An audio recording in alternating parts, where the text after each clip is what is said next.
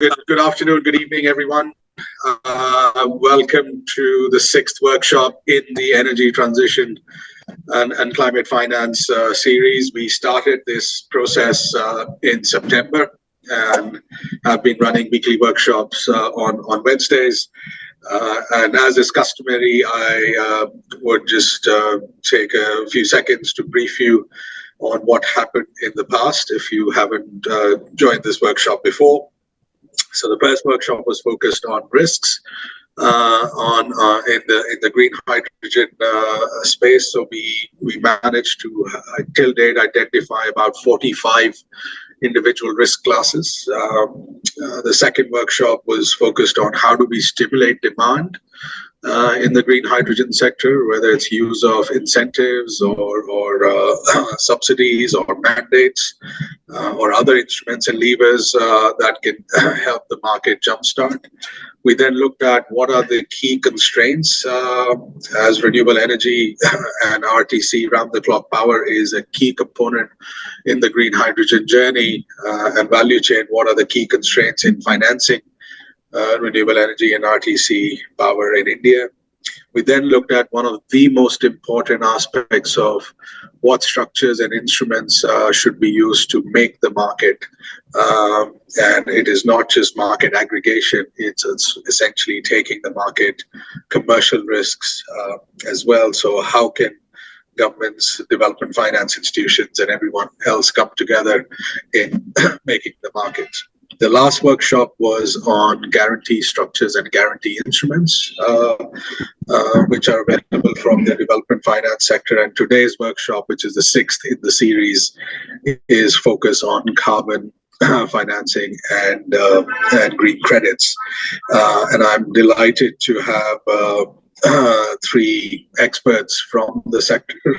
Avinash Kart from DSK Legal, Kavin Kandasamy from Proclime, and Arjun Dutt from CEEW, particularly the Center for Energy Finance. So welcome, gentlemen, for this sixth workshop, wherever you're joining us from. And we'll just kickstart the discussions on from this very question to all three of you. Perhaps Avinash first, and then Arjun, and followed by Gavin. Why is carbon financing important in the journey towards energy transition and achieving net zero? And I say that with a little bit of skepticism.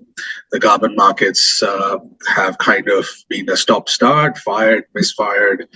And are at a state where, whilst it's nice to have, but are we achieving the full potential of the carbon market? So Avinash first, then Arjun, and then Kavin.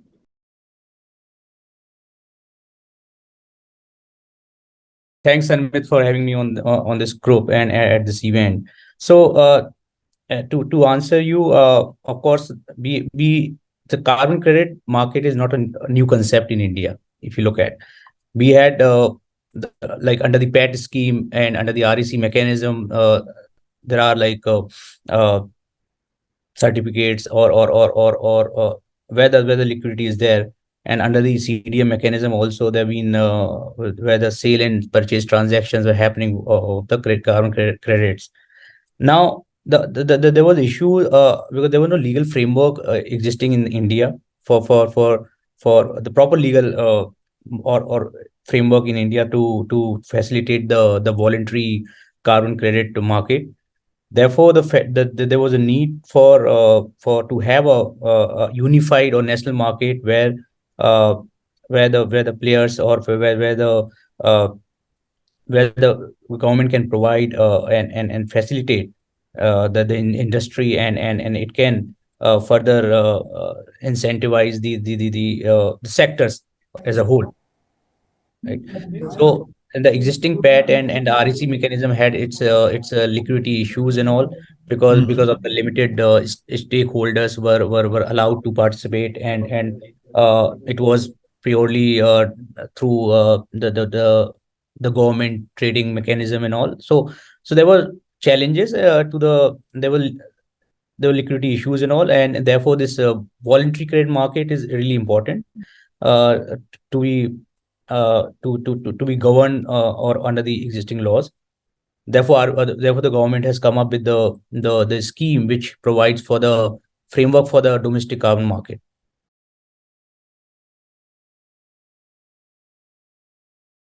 Thank you, Sanmit. I think that's an excellent question to start the deliberations with, because when we're talking about carbon markets, it should be, I think it's important to figure out how they fit in with India's decarbonization objectives, and particularly net zero by 2070. So, at the CW Center for Energy Finance, we've tried to estimate the financing requirement for achieving this long-term target. Our analysis indicates that $10.1 trillion of investments would be necessary to achieve net zero by 2070 across three major sectors, that is power sector, road transport, and industrial decarbonization. Our analysis also indicates that existing sources of finance, both domestic and international, organically will be able to mobilize only about 2/3 of the desired finance. So our analysis indicates that about 3.5 trillion will be the financing gap when we're looking at India's long-term net zero investment requirements. So the first kind of purpose that carbon markets can play, and also this applies to other innovative financial instruments, is can we bridge the gap between what's needed for India to achieve net zero and where existing sources of finance would organically, the scale of finance that existing sources would be able to organically mobilize. So that's one possible role that carbon markets can fulfill. Then in addition, apart from this sort of headline possibility, there are other objectives that carbon markets can help achieve in terms of financing. Some sectors, particularly, are very expensive in terms of their abatement. Every unit of abatement is quite expensive, such as carbon capture, utilization and storage technologies, offshore wind. So in order to defray some of these costs or improve commercial viability of such kinds of segments, carbon markets can play a key role in advancing finance towards them. This also applies to other sectors that may be financially underserved. Green hydrogen was one topic that has been discussed in previous rounds of discussions as well. It can benefit in the form of flow of finance to improve commercial viability, or even in terms of investments in capex through certain carbon market mechanisms. This also applies to other segments that are financially underserved, such as distributed renewable energy applications for productive uses in rural areas. So wherever there's gaps in financial viability, carbon market mechanisms can be, creatively deployed to help address those kinds of gaps. Another kind of objective that can be achieved potentially are, if we look beyond decarbonization to other SDGs, certain kinds of segments such as clean cook stoves, where carbon market revenues are already flowing, can help achieve more than one SDG at once beyond decarbonization, towards greater gender equality, improved health outcomes, and so on and so forth. So to answer your question, Sanmit, these are the objectives that can either, concurrently, or at least a few of them can be achieved through the utilization of various forms of carbon markets. Arjun, thanks for your opening remarks. So Avinash mentioned in the regulated markets, there were liquidity issues. So voluntary markets is an area we should perhaps put more focus and attention on. And Arjun, you've highlighted the fact that the markets will play a very, very crucial role in financing, of course, going on to enabling other projects which meet the SDG requirements. That's the added benefit. But But then let me bring Kavin now with this, very big question, Kavin. No pressure. Aren't we missing the point that ultimately solving the climate problem is pricing the externalities in, right? And if we're not pricing those externalities in, why are we even here today, right? That's really the question. So till date, the markets haven't fired, so something is amiss, right? And if that's the case, should our climate optimism, should we even sort of start thinking that our climate optimism should convert into climate pessimism, as is being said in certain quarters? So that's really the burden on all of us, the externalities, and how do we price the externalities, and can carbon instruments deliver a pathway forward? Kavin.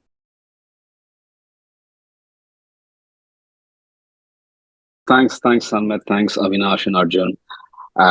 First, I come in as an optimist. There's no doubt, because we look at things on an emission scale. So we have put together a deck for this audience. So I think I'll go into all the details in that.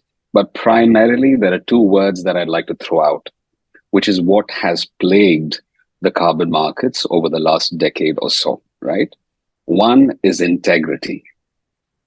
Now, since the projects have not been verified, or the acceptance of the verification has not been unanimous, you've always had integrity issues with the accounting methodology of how these carbon sequestrations have been accounted for and everything else that falls through with it. Any market that does not have its integrity or compliances and governance sorted out will never survive the test of time. That's one. And that's why carbon markets have always looked at scale, but then the integrity has always brought them down. And we are at a very enviable position right now going into COP28, because a lot of the focus has been on this integrity. How does Article 6.4, everything else come into play? This integrity is now being brought to the forefront. Second is additionality. And when I say additionality, it's not from a point of saying that I've reduced emissions, so I need to get paid from a carbon credit quantum. No. Additionality means viability of projects which are not, viable because of a shortage of any funding. Let's say renewable energy projects have become, viable because of the good power purchase agreement rates at this point. Additionality looks at the pricing mechanism and sees that carbon credit money goes to projects that deserve the funding, and hence creating more and new projects. So additionality and integrity are the two things that people have not been able to agree with each other, hence creating a lot of noise. But the quantum in terms of what needs to be bridged can be done through carbon markets, because it's only through carbon markets you can bring in even the common man who buys in carbon credits as a commodity. You can't just depend on the bankers and government mechanisms, but carbon credits brings in the power of the whole population to see if they can participate in this commodity purchase. So that's what I'm looking at: integrity and additionality. And we'd love to showcase the whole, how we view this from the green hydrogen component. We'd love to showcase that in the presentation for you. So why don't we get the presentation done, Kavin? Because then we'll open it up to more questions. Super. Thanks. And let me just pull it up. So Proclime is a climate company that is in carbon projects, carbon trade, and climate investment. And much of our understanding has come from the years of expertise we have accumulated with the various mistakes that have happened in the carbon markets over time. So let me just get cracking. 1 second. I'm the host now, so. Now, this is a simple slide that measures all the damage done in emissions, right? From the carbon market perspective, you have to look at everything from an emission factor and all the additionalities and the core benefits that come along with the emission factor. So it is clearly understood and accepted, and hence the Paris Agreement, that global emissions are the reason for global warming, and emission reduction is a priority. And that is where it all comes down to. Everything needs to be about measured in emissions. And that's how the carbon markets itself were formed. So when you take a look at this for you, the big announcement that has happened with the lead up to COP is they're looking at 22 gigatons of emission reductions in 7 years. Now, I know how do we get to that is a big question, but then at least there is an ambitious target in place, and everybody who's signed the Paris Agreement is aware that they have to measure the impact in emission reductions.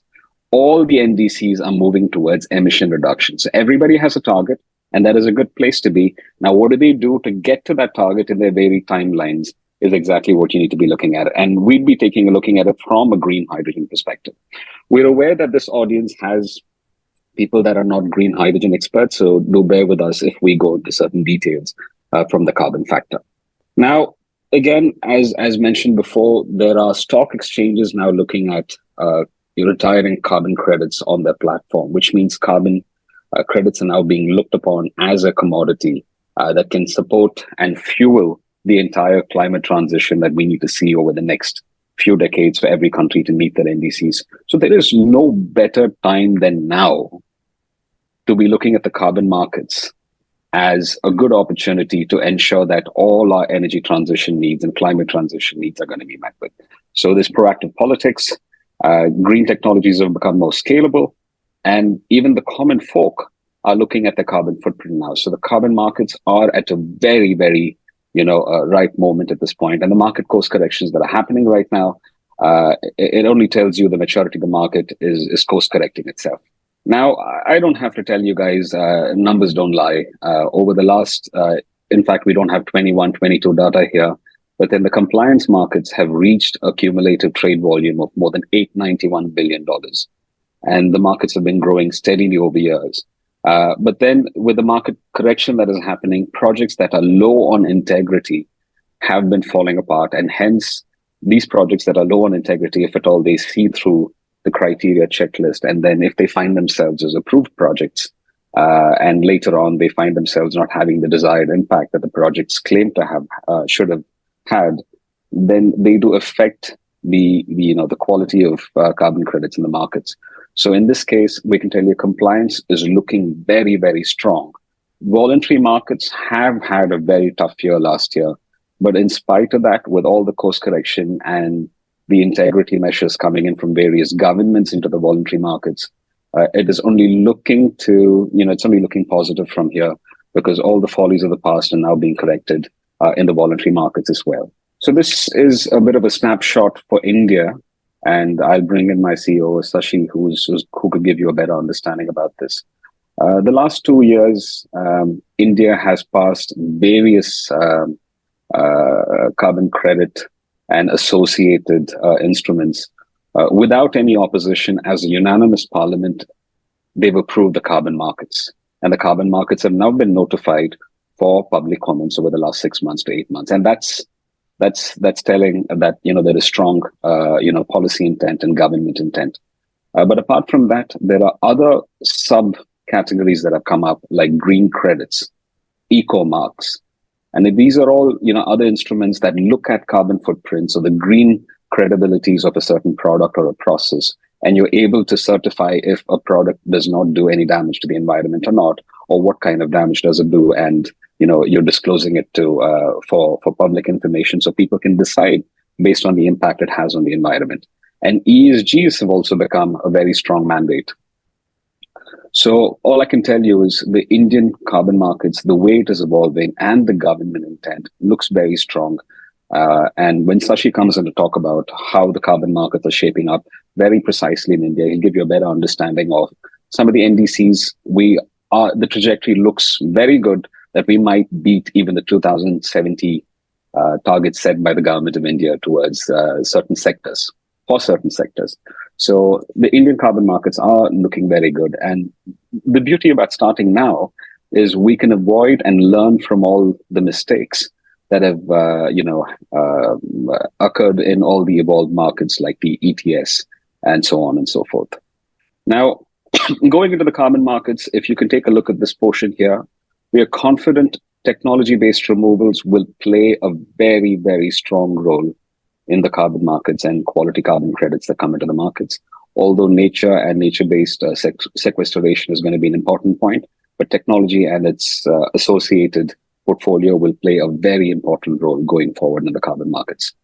Now, for those people who do not understand that there are 200 types of carbon projects, that are in existence right now, each varying in their own levels of credibility and so on and so forth. I'm going to bring in Sashi to, sort of give you a good understanding about this and where are the Indian carbon markets right now, and then evolve into, where are the Indian carbon markets in pertinence to green hydrogen, and what sort of delta we're looking at from where we are at this point in the current trajectory. Sashi?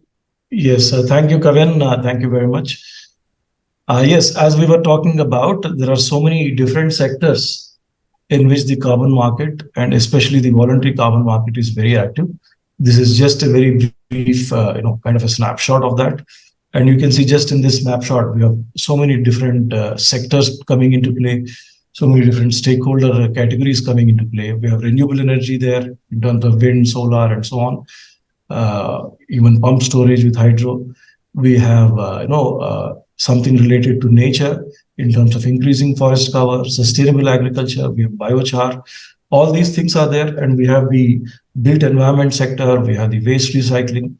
So you can see that it's a very thriving market. And as Kavin earlier mentioned, technology-based solutions or interventions have a very important role to play, both in meeting the current demand in the carbon markets as well as to actually meet the goals of the Paris Accord.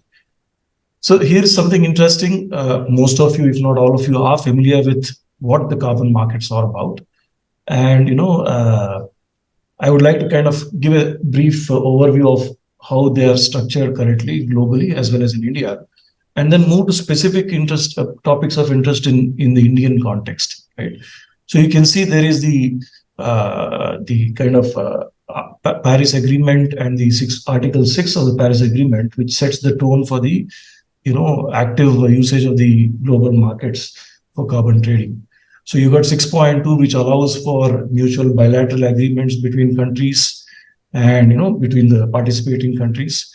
And in that, the government of India, as most of you would be aware, has already notified 13 different technological activities or sectors in which, they intend to trade bilaterally. 6.4 allows for it is still work in progress, but at the end of this year, we anticipate that it should be fully up and working. It allows for a unified mechanism, which looks at a common mechanism across the entire world, across all participating countries, which allows for trading of the carbon credits to meet mutual NDCs and to ensure there is no double counting and so on. We have got what is the corresponding adjustments which need to be made, which will be governed by the this governing body. So the governing body has been constituted, and we are anticipating that 6.4 will go live very soon. Of course, 6.4 has a very close parallel with voluntary carbon markets parallel the 6.4 very closely. So that is where you can actually trade voluntarily, even without any kind of a sectoral or NDC kind of mandate. So, and in fact, because of that reason, because of various evolutionary factors, the voluntary carbon markets are regarded to be the most stringent and robust, at least the recognized standards which we have there. For example, we have put a few there as a snapshot. Vera is there, Gold Standard is there, Global Carbon Council is there, American Carbon Registry, and so on. So these are all very active, and millions of credits are traded every year on these. Of course, we have national and regional emission trading schemes. In India, we have various schemes like PAT and many others, and some of them are pan-regional as well. So this is the kind of snapshot of how the carbon markets are currently positioned. But if we go to the next slide, I'm sure most of you are following closely the emergence of the Indian carbon market, or ICM. And at Proclime, we've been fortunate enough to be closely involved with the entire stakeholder consultation process, including the ongoing ones where we participated. So, and it's very, I would say that it's very matured and it's moving very fast. If I may say so, for something which is purely under the aegis of the government ministries, the MOF, CC, and the MOP. So, but it's going well.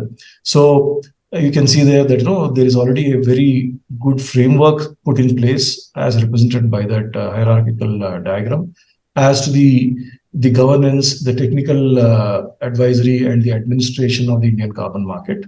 So, of course, currently BE's, the Bureau of Energy Efficiency, is driving this as a main administrator, and they are playing off some of the existing exchanges in the the Central Electricity Regulatory Committee and so on. But hopefully, based on the advice we and other stakeholders have given, it will be made even broader and pan sectors. So, but anyway, that is a topic for a different day. But the point we want to make here is that green hydrogen factors very prominently in the Indian carbon market. So there are like 13 sectors, which have been declared by the NADEPA, Nationally Designated Authority for Implementation of Article 6. And in that, one of these 13 sectors or areas of mitigation is green hydrogen, right? So therefore, green hydrogen very prominently figures in the Indian carbon market. And it's of course known that the global carbon market, including the CDM, factors green hydrogen very strongly. In fact, just a few weeks back, we had the methodology approved by the CDM for green hydrogen, the measurement of emission reductions in the green hydrogen sector. So, which is very good news. And eventually, what we anticipate is the voluntary carbon markets will pick up from there and create their own methodology, the VERAs, the gold standards, and so on, which will enable trading in the voluntary carbon market for green hydrogen credits as well. Thanks, Shashi. So that gives you guys an understanding of how the carbon markets are evolving on the global context and in the Indian context, and where does green hydrogen feature within the evolution of the Indian carbon market and in various bilateral and centralized schemes that are available in the carbon markets. We've been closely monitoring the Hydrogen for Development program. I know Sanmet and Nish from Green Hydrogen Organization, you guys have been actively involved in this. We are keeping a track of all the projects that are coming up and, all the funding instruments being used. And, there is a lot of noise around this, but we see that between 23 to 27 across the world, you're looking at, the spread of a project that's taking off. And we see about 5 projects taking off between 23 to 27. Just once again, guys, let me just let all these. And we are measuring them from an emission perspective. You can clearly see that you're looking at almost, over the next 5 years, you're looking at standard emissions, in reductions for green hydrogen being phenomenally high. So in a free market economy, definitely all these emissions will be, all promoters and all, developers will look at the opportunity of trading these emissions and benefiting from the emission reduction targets that they will be achieving for various different industries. So it is without doubt, the scale of the green hydrogen aspirations will fuel the growth of carbon markets as well, going into the future. I'm going to bring in Arani. Guys, there's a bit of a... who can talk about the green hydrogen methodologies and how currently the carbon markets view the emission reduction factors, so on and so forth. Arani? Yes, thank you, Kavin. Already we know that the government set a certain target for the production of the hydrogen. It's near about 5 million tons. So only that focus on the hydrogen production, we have to focus on the renewable sector also. So that it is a green hydrogen, it is a total process. So as per, if we want to achieve that 5 trillions of the green hydrogen, then we have to set up the 115 to 125 gigawatt of the power plant. So if taking the average CUF is the 25%. But the main things is that the water, each kilowatt of the hydrogen, each kg of the hydrogen production needed 10 liters of water. Also in the methodology also said we have to focus on the water. We cannot take so much drinking waters. So we have to understand that from where that this water will resource in the time of the hydrogen productions. In the calculation process, and which recently CDM is the release that the hydrogen methodology, they refer that the IEA data. In the IEA data, as a project emission, when we have the estimate our offset, we compare with baseline with the project and the minus the leakages. So as a baseline IEA data, CDM refer all IEA data and is take 9 tons of the CO2 equivalents per tons of the gray hydrogen production as a baseline. And for the coal, if we compare, if we take that the coal emission factor is near about 19s. And project emission case, CDM says that you have to consider if you have used any fuel into fuel emission factor. If you use any electricity emission factor, they refer as a electricity emission factor as a 1.3. It is more than the Indian standard, but they refer, you can take the 1.3. Also, they one that take that the leakage emissions, and they refer it 5.8. They refer in the 5.8 as a leakage emission for tons of the hydrogen production, 5.8 if any leakage happened. Also, they said that if long transport is happened, you have to consider in the as a transport emission also. As a grid, now is happened 24/7. If the renewable power is not available, then what's happened? Meteorology restrict, you cannot use more than 10% of the grid electricity. You have to, as per the CDM methodology, they have mentioned, you have to limit the grid electricity less than 10%.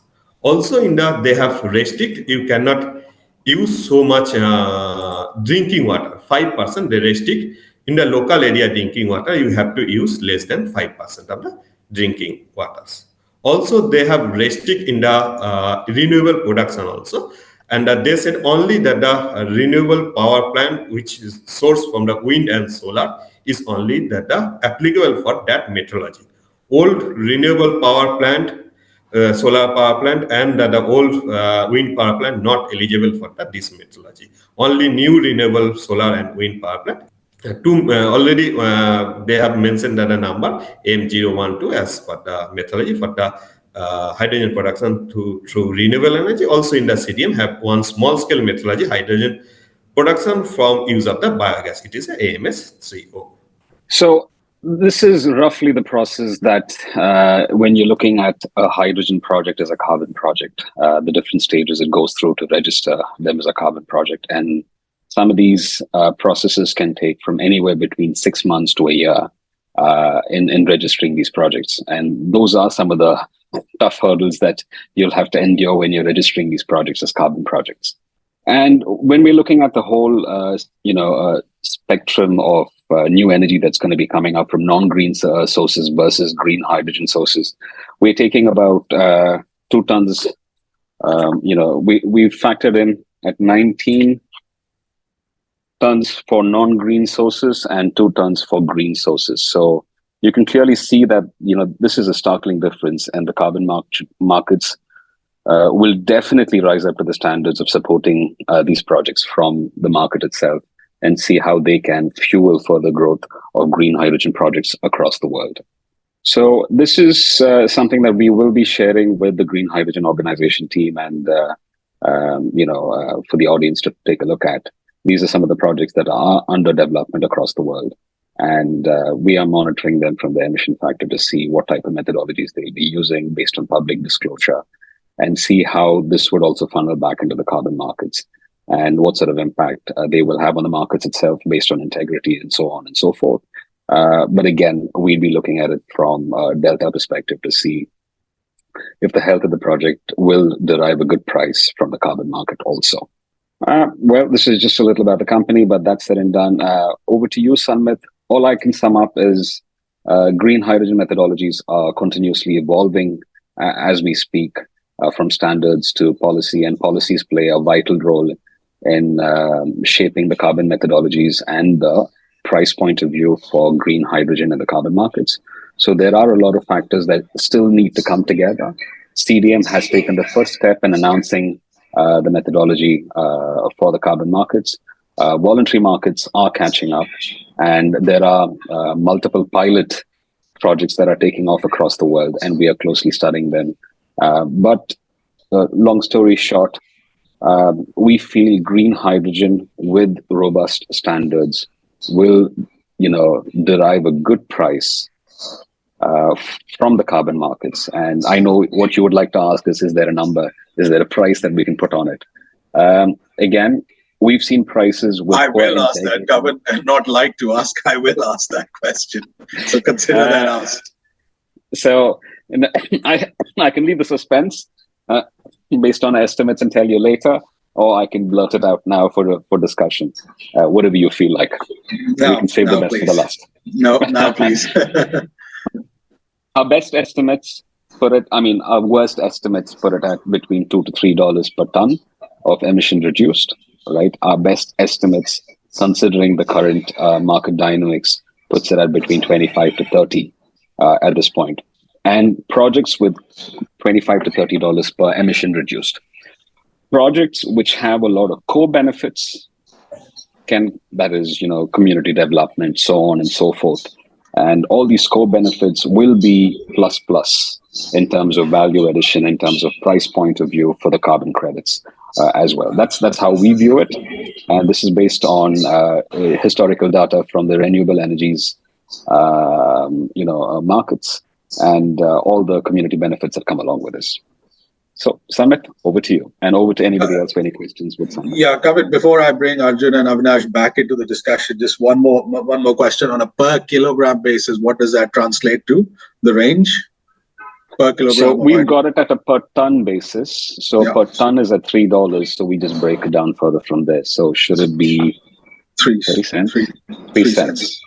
3 cents. Right. 3 cents. That's the worst case scenario we're talking of. The best case, 25 to 30. That will be a 10x jump. And this again comes from hydropower projects and all the other projects that we've seen valued at 70 cents all the way up to $17. So you see the variation is based on the integrity and the validation of the project itself. So which brings to that fundamental question. At the moment, we are in the previous workshop, we said there's, with all the levers of financing available to us, including blended finance, including subsidies and grants and clever structuring, you're still at $1.50 to $2 a kilogram delta, right? And if you're saying all we're going to get from the carbon markets is about 3 cents, it just does not move the needle, which brings to a very, very important point. Are we mispricing carbon, right? So Arjun, Avinash, if you can answer that question. Actually, if I can just put in a word there as well, Samit. Sure, Sasi. Yeah, it's not. I think your question is more in terms of per kg of green hydrogen which is produced, right? Yeah. Not per kg of carbon emission reduction. So No, what Kavin was what's the mentioning is benefit? per ton of. Yes. Yeah. So what's the benefit accrued to per kilogram of hydrogen produced through the carbon? Yes. So now. I cannot really give what it means in terms of per kg of green hydrogen produced, but I can tell you how it works. For the difference between gray hydrogen and green hydrogen, right, is approximately, let us say, 8 metric tons of emission reduction. Now, if you assume, let us say, a round figure of at least $10, actually, Kavin is being very careful and conservative. My more realistic or optimistic estimate is it will start somewhere at least at $15, $20 is what I think, and it can go much higher. So, but the point is, let's assume $10 is a round figure. If for every ton of carbon reduction, I get $10, then 8 tons will give me $80. So when you produce the green hydrogen, when you produce hydrogen through green method as compared to the gray hydrogen, you're getting an $80 benefit for every ton. Arni, you can also come in on that. What is the denominator here, right? We say that it takes around 8 or 9, this reduction of 8 or 9 metric tons of carbon dioxide emission reduction between green hydrogen and gray hydrogen, considering natural gas as a baseline. So in that sense, per ton of green hydrogen production, how many dollars does a producer stand to gain? So you're saying $80, right? Yeah. $80 is the difference. So the pricing delta on a per ton of green hydrogen is at $2,000. So that's where I bring the same question back. are we mispricing carbon, right? So $80 over $2,000 just does not move the needle. I'm just doing back of the envelope calculations based on what you gentlemen have just said. So assuming those figures are still correct, we can, let's just try and answer that particular question, Arjun, and then Avinash. And my very pointed question is, as India bans the export, why is India wanting to ban the export? Right? Is recognizing the fact that there's leakage on pricing when export credits are exported from Indian market to European markets or any other markets. Is that the intention? Right. So Arjun, Avinash, so two pointed questions to both of you. Sanmit, let me answer your question by first giving a bit of context. I think we are mixing up a few issues. In terms of pricing of carbon, firstly, carbon pricing is a much wider topic. It can go into fiscal and taxation, etc. Let me firstly just limit myself to the pricing of carbon credits. So fundamentally, we're talking about at least three different markets, right? The first kind of market can be a domestic compliance market, right? A bit like the CCTS that is being developed in India, a bit like the EU ETS that exists in Europe, right? A second kind of market are the international carbon markets under Article 6 of the Paris Agreement. And the third kind are the voluntary carbon markets, where no mandate is in effect. Effectively, that are corporates and individuals buying credits for their own self-determined objectives. Now, pricing in each of these markets depends upon the balance of supply and demand and any other considerations that may be, sort of imposed. For example, there might be price floors or price ceiling imposed, certain kinds of restrictions in terms of specific kinds of credits that can be used in a particular market. For example, it's often observers are confounded when they see that, carbon is being priced at 80 euros per ton in the EU ETS. And in the voluntary carbon markets, it's something like $1 per ton or something lower. But that's not a right comparison. That's comparing apples and oranges, right? The EU ETS restricts the kind of units that can be traded, and for those very specific kinds of units, based on the restrictions imposed by the EU ETS and demand and supply, a different price emerges, right? So that is the first thing to sort of bear in mind, that we're talking about different markets and we shouldn't confuse one price with the other, right? Now, coming to how we should be pricing carbon. Arjun, that was deliberate. So thank you for clarifying that. And the idea behind that deliberate question was, I'm seeing it in number of forums that people are comparing, because there is benchmarking going on. Even if there's no comparison going on, there's still benchmarking going on from taking the price from one market and applying it to the other. Sure, but I mean, that is not a valid sort of comparison if we're talking about two fundamentally different kinds of markets. If we talk about developing a wider, internationally linked market like a voluntary carbon market, which, as speakers have alluded to, that suffers from considerations pertaining to integrity or concerns regarding integrity, have sort of affected the pricing. Even, for example, if we look at the CDM historically, in 2008, we were looking at prices of around $20 per ton. But once the EU ETS refused to allow the utilization of certified emissions reductions towards fulfilling obligation under the EU ETS, demand completely evaporated, pricing fell to pennies, 25 cents per unit. So it's very much a function of how credible a unit, a credit, appears to be in the market. And of course, fundamentally, we need to price carbon. So carbon can be priced either through regulatory mandates in terms of setting a market such as a compliance mechanism where a certain price is set based on restricted demand and supply. Or, of course, if we are creating an internationally traded centralized mechanism, again, that would be determined by supply and demand.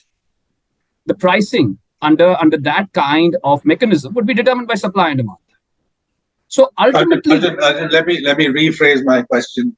Supply and demand is a function of people saying, okay, the market participants, right? Essentially saying, okay, what's on offer, and this is the price we're willing to pay. My question is a little bit more fundamental, and part of the reason there is benchmarking going on is ultimately, is the price of carbon emitted from India the same as price of carbon from EU or China or any other country? So if you're moving towards an internationalization, how do you baseline it? Much like a purchasing power parity on GDP, how do you baseline carbon pricing on where the country is in its evolution curve? And if so, how does an international market via domestic regulated market in India play out rather? See, fundamentally, it's actually a very convoluted question. It's not amenable to an easy answer, but let me give you an easy answer nonetheless, right? Fundamentally, at a global level, climate change is a problem of commons. Every unit of CO2 that is abated, whether it's in India or whether it's in Europe, has the same effect on mitigating climate change. So fundamentally, internationalization and harmonization of markets should ideally result.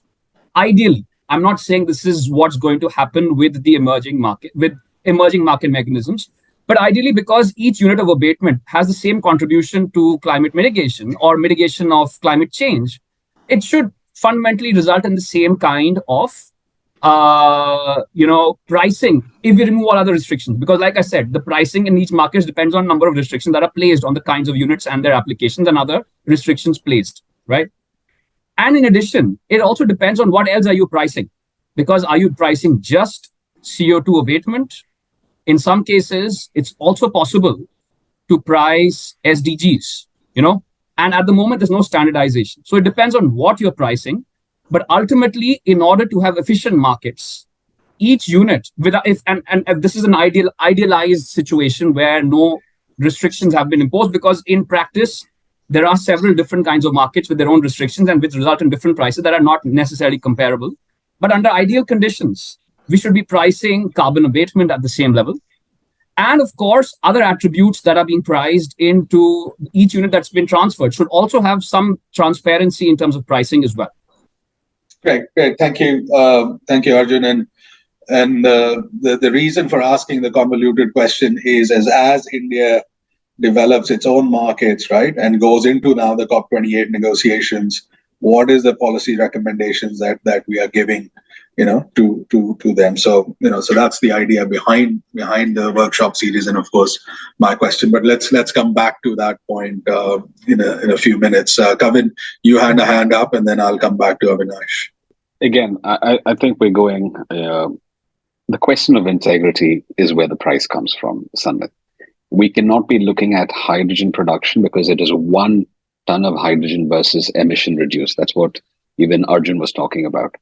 All I'd like to say is the voluntary market cannot be regulated to its fullest extent. It will never be done, and it can never be done. Compliance markets, which are not just regulated, they're determined at what pricing it should be, that can be influenced, right?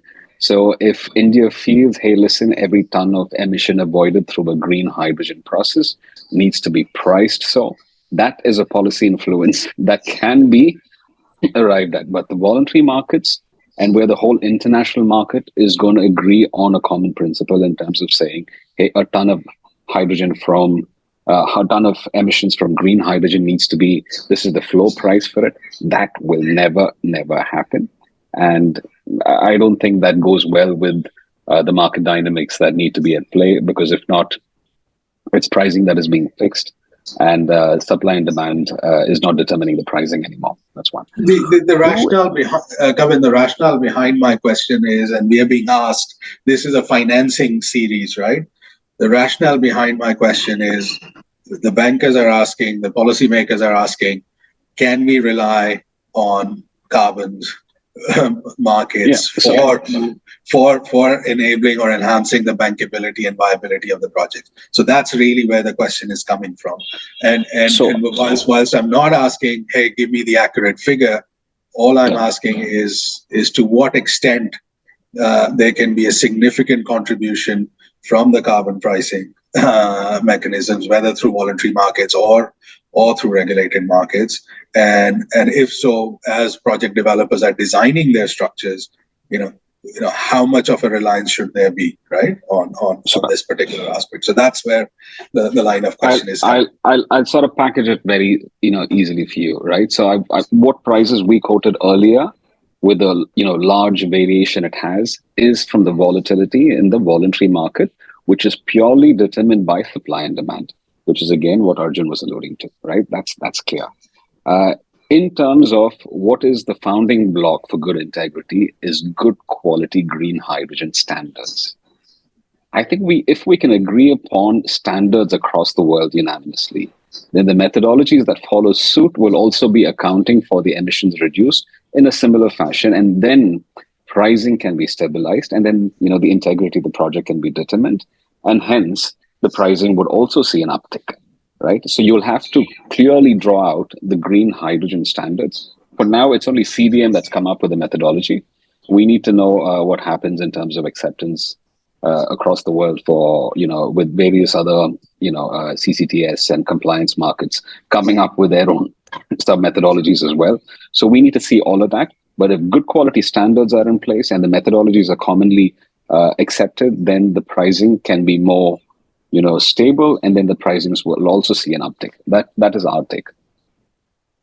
Thank you, Kavin. Sasi, and then I have a question from Rolf. Sure, Yeah. Thank you, Kavin and Sanmet. Just adding on to the same discussion, yes, as Arjun rightly mentioned, it's a complicated question. It's not a convoluted one, apples versus oranges, etc. And the mandated or compliance markets will be driven to a large extent by local targets, NDCs in and of themselves, and how do bilateral countries or entities choose to price these things, etc. So there are a lot of local or regional factors which will come into it, and it is therefore also possible to kind of fix some pricing and so on, at least a range of pricing over some dependable period of time. But when it comes to the voluntary market, the additional point I want to bring in is that once a methodology is developed and kind of becomes acceptable across the entire voluntary carbon market based on the CDM approved methodology, then say Verra comes up with a standard and it approves a standard which is based on the CDM approved methodology, then across the world, right, largely agnostic of where these projects stand or where they are being produced, where the production is happening, we can have some range, a similar range of pricing for the projects. So that is an important point to take note. That is, in fact, I would say the value or the contribution of the voluntary carbon markets. As Kavin mentioned, it's only a question of making them highly having a high level of integrity, which in turn leads to that bankability factor, what you mentioned, right? And the voluntary carbon standards are such that unless that integrity criterion are met, as we were mentioning, it can take anywhere from 6 to 12 months to register these kinds of large projects. The reason for that is all these multiple levels of verification and validation which happen. So once those are all done, then they will command a global level of pricing, regardless of where the project is. Secondly, I think I just want to state that we should not look at any of the carbon markets, either under the 6.2, 6.4 or the voluntary carbon market, as a means for financing green hydrogen, right? It can be a means for subsidizing it, and it can be a means of part of the return on investment. But the way the current state of technology and uptake in the industry is concerned, and the whole set of factors, supply chain and so on, the development of the green hydrogen industry itself is such that you cannot completely make up for the cost of shifting to green hydrogen just by carbon credits. So that's a given which everybody has to take into account. But as per the numbers we just mentioned earlier, 8 or 9 tons of reduction for every ton of green hydrogen used versus gray hydrogen, then compared to if you take coal as a baseline in the production of gray hydrogen, it will be even better. So it depends on the local grid factor and grid emission factors and so on. But at any average, wherever you cut this pie, you will find a significant amount of returns coming out of the carbon markets by either the mandated or the voluntary route. So that is something I want to state. Sasi, thank you so much. And that's precisely the line of questioning was that how much of a reliance should there be on the price of carbon or the credits when reliability will be high, Sarmit, but it will not be substantial enough to completely make up for the capital Exactly. cost of, yeah. Exactly. So assuming that reliability and integrity and all of things are met, then the developer should still not rely too much on the financing. It might just be a You cannot slight finance the entire green Exactly. hydrogen transition on carbon credits, On but you can carbon. certainly make a good incentivization or subsidization of it. Sure. Rolf? Three things, if I may. I'll make it quick. So one, GIZ also did a lot of work on carbon credits, and I'm being told by my colleague he will post the link. We conducted a webinar in this regard. I think we came up with similar results, that carbon streams can be used as a secondary revenue stream, but only secondary. So Karen has put in the link now. I can see it, and have a look see if that's said to me help. I have a question and a comment. The comment is in water. The question on this green hydrogen credits. So I'm confused because you can't produce green hydrogen purely for export. So you're not substituting anything. So if I understand it correctly, you can get a carbon credit for green hydrogen only if you replace existing gray. Is that correct, or where am I wrong by thinking? Yes, when we have talked about offset, then definitely it's reduced at a gray hydrogen production and increased at a clean hydrogen production. But that means you need to demonstrate not only your new additional green, but also to prove a displacement to an existing gray. No? No, like that, every countries have limit of the production capacity. If I increase the green hydrogen production, by virtue it will reduce automatically green hydrogen productions. Like that, yes, definitely. Like that, renewable, you can ask that what's happened in the renewable sector. When the renewable increase, power uses increase, or the plant setup increase, you find that the coal power plant growth decrease. Not that the total amount is decreased, but growth have decreased. So same things happen when you have the compare the gray and green. Okay, that means whatever type of green hydrogen production I build, I can apply for a green hydrogen carbon credit, provided I go through all the verification necessary and agree with Karen, provided there's also a clear GH2 standard. Okay, good. That's good to know. Yes. I have a second. Just adding on to that, Rolf, if I may, all the carbon markets, especially the voluntary carbon market, works in that way. There will be a baseline, a virtual baseline, which will be specific to your region, right? Okay. For example, the grid emission factor and what is the standard methodology being used to produce gray hydrogen in your region. That will be considered, and against that, your renewable powered green hydrogen production will be benchmarked. And as per that, the emission reduction calculations will be made. So that's why it takes that long, because all these things have to be checked, and you have to provide the sufficient documentation that this is how the standard practice in my region is, and this is the practice which I have designed for producing green hydrogen. So therefore, it's always based on a relative benchmarking. Okay, fair enough. But at the beginning, getting the documents will take longer. The more it's done, the more documentation is available and gets easier. But that's been okay, fair. Okay, to move on. Second point, I had a question on water. So you had, and also electricity consumption. So if you remember two key figures, you said generally 30 to 50 kilowatt hours per kg of hydrogen, which is like very generous because industry standard is more like 54. That's a small thing. Kirutika, please mute your mic. The second issue was water, where you had said uses 10 liters water per kg hydrogen. I need to distinguish here between withdrawal and consumption. So from a purely stoichiometric perspective, it is correct. You only need 10 liters per kg, 10 liters water. But from a production perspective, your withdrawal, what you take out of fresh water, whatever, can be vastly higher than those 10 liters. And so because it's about 25, Rolf, 25 to 30. It's 10 liters of fuel. No, it can be much, much higher, because if you add on all the cooling needs for your aggregates, people forget that electrolyzers need to be cooled. Other machinery needs to be cooled.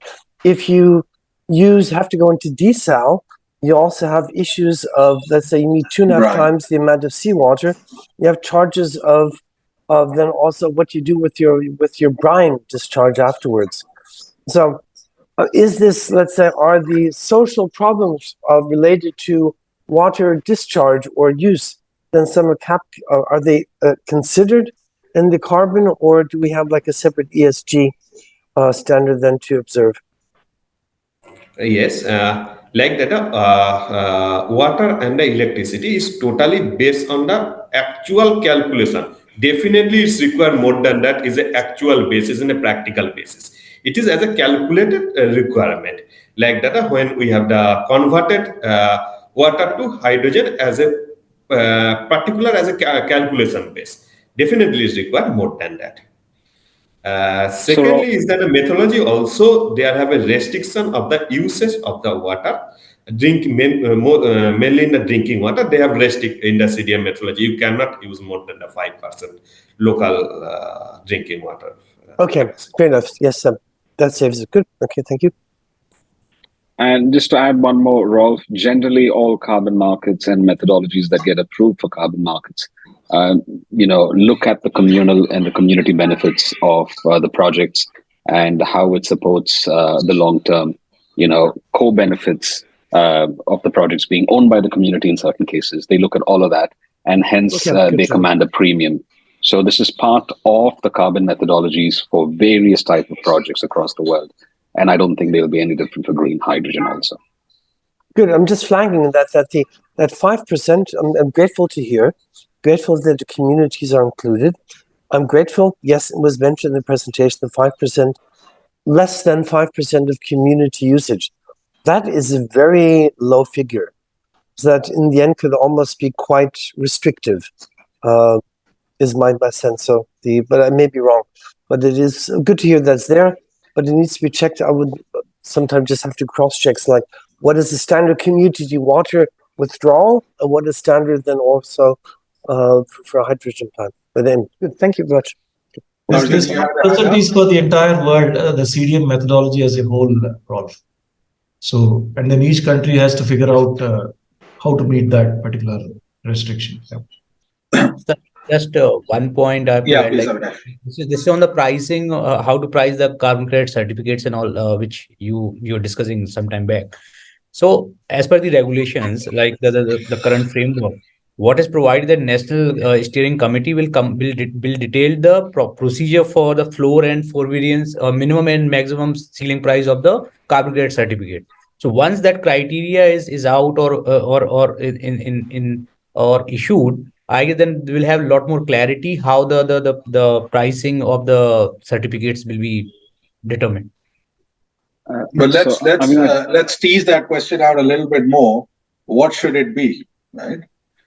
Samit, I'll just answer, something. And so last week, Avinash, we were with the stakeholder consultation groups for the carbon markets. There is a transition happening from energy consumption to emission factors now, because earlier on they were looked as tons of energy in replacement of oil versus emissions right now. Right. And we did ask the very same question that, Sanmit is asking right now, saying, hey, where do we get the stability in place, and what will be the ceiling, and what will be, is there a flow that you can put in place so that we know that there is a credible market being built and everybody is, well funded and it's sustainable? The answer was, we have the power to do it. If we need to, we will do it, but we will not do it right now. So they have the power in terms of how it is designed to sort of, induce a flow so that, it doesn't hit rock bottom. But then they really want to test the market and see how the market is, performing. And when you have a mandate and a stick like PAT coming into place, transitioning into carbon markets, definitely the demand will be higher than supply. So the prices will be good from a compliance standpoint of view. Right. It's only the voluntary that you need to drive, you need to ride on good methodologies and good standards and ensure that the validation measures do justice to those standards that have been established. That's it. I think the compliance markets will be in a good place from, a green hydrogen based emission reduction factor. But the voluntary markets we'll have to wait and watch. But I also think, again, as we mentioned earlier, and we are confident, it will be a very healthy run from a carbon perspective. But just so the voluntary market would be like I'm just I'm not a technical guy here, but I'm just asking. So would it be like it would be similar to what used to happen earlier, like under the CDM mechanism, right? I guess the when the CERs being generated, I guess the methodology it would be similar, like on the similar lines, if I'm not wrong, or you can just throw some light on that. Arnie, you can come in, but I'll just give you a blanket answer. I think it will be more stringent because the voluntary markets are being very much open to the public eye.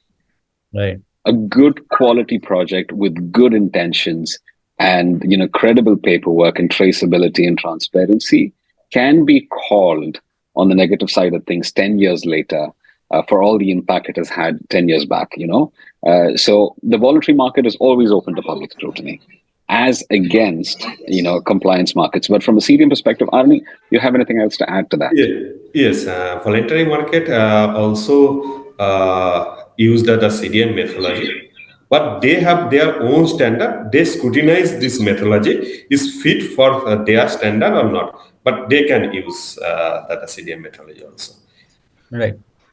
And stakeholder consultation, I may also add, is a mandated part of any of the recognized voluntary carbon mechanisms. If you take Verra or Gold Standard, any of these reputed standards, they have a mandated step called stakeholder consultation, wherein the project definition document will be put up for public scrutiny by the wide variety of stakeholders. So it is built into the process. So therefore, of necessity, they'll be a bit more stringent than the CDM itself to maintain the credibility. They're better, Sasi, based on what's the collapse in some of the methodologies that we have recently witnessed. So that might happen, right?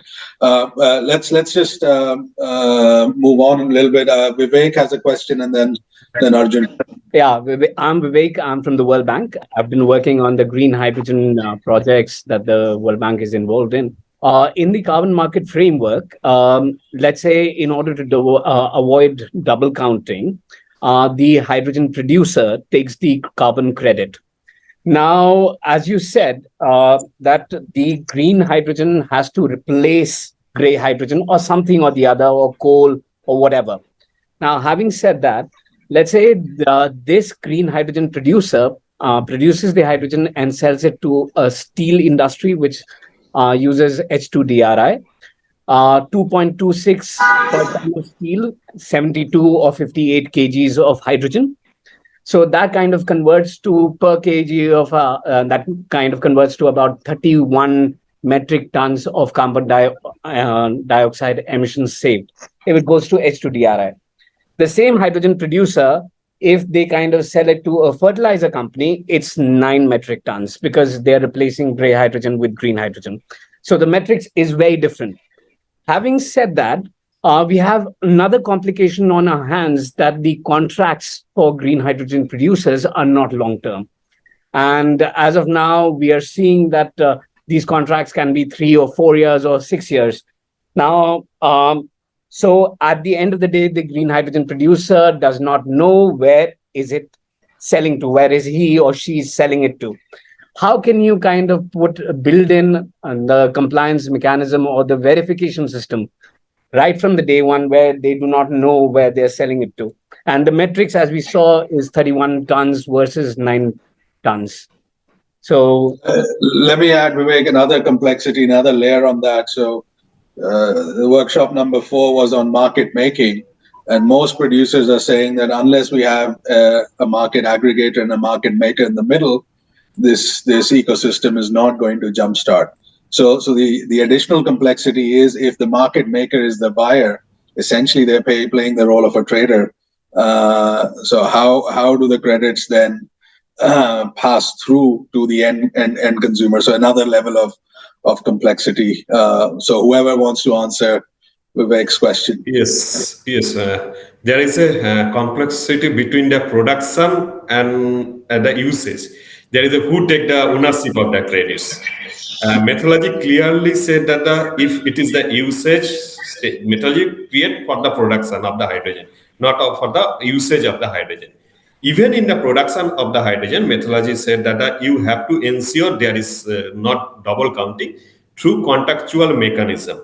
That means that where you have to sell those credits, you have to sign a agreement that only that the producer claim or they have claimed by both or only the user claim.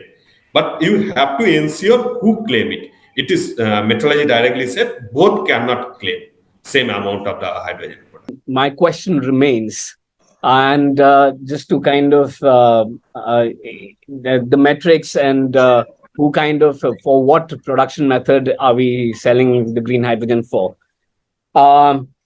Okay, I probably not I haven't got my answer in full, but if anybody else wants to have a go at it, I think that'll be very wonderful. Yeah, Vivek, if I can just add on to the same point, you mentioned that we have, let us say, typically 3 to 4 year terms for these contracts between producers and off-takers of green hydrogen. Hopefully, as Sandeep mentioned, various market forces have to come into play, and as the entire system becomes more reliable, these contracts can, and I presume will, become long-term, because everybody needs long-term reliability. But as of now, what you said is correct. But given that, to the extent of the term of this contract between the producer and supplier, there should be a there should be a parallel contract which where there is a clear agreement as to the revenue share or the credit share of the carbon credits attributable to this green hydrogen, right? So that's what Arnie mentioned.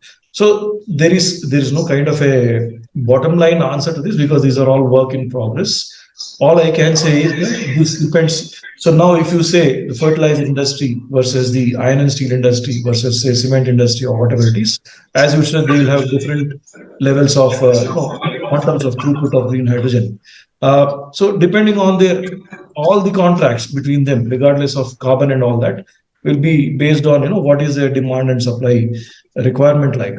So therefore, so this carbon sharing will also parallel that, right? It will also mirror that arrangement between these two entities. So therefore, in each case, as Arnie mentioned, the methodology, and definitely in the voluntary carbon market, already the CDM requires it, and voluntary carbon market will scrutinize it even more, will require you to submit this documentation of a mutual agreement of carbon credit share, right? So that has to be submitted. And in each case, consultants will come in and then advise as to how it can be, and it has to be mutually done. And it's not something new to this particular context. It's being done across a variety of other sectors in other carbon credit categories. And they're going on now in various sectors in the voluntary carbon market and other markets as well. So we just have to kind of take the same process and apply it in the green hydrogen sector as well. So I wanted to bring up something that actually was not discussed during the conversation around carbon credits being able to finance or help support finance projects. So one thing that was not discussed was Article 6, and particularly the Article 6.2 mechanism. Now, of course, the Article 6 markets have not yet been fully operationalized, but 6.2 is interesting from the perspective of particularly financing, because that allows for bespoke arrangements between countries, which is different from let's say standardized trading that would be necessary under 6.4 and even voluntary carbon markets. Now, it's possible under such mechanisms to actually have financing of capex as well. So to answer your question, can carbon-based mechanisms be used to finance projects? Yes, they can, but it depends on which mechanism we're talking about. So, for example, the Japanese joint crediting mechanism, right, envisions such an arrangement.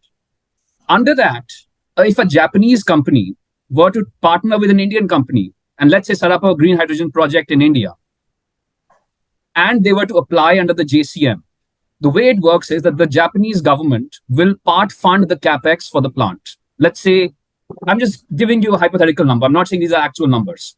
Let's say if the sovereign in Japan is funding half of that capex, that would be in exchange for, depending on, let's say, the agreement between India and Japan.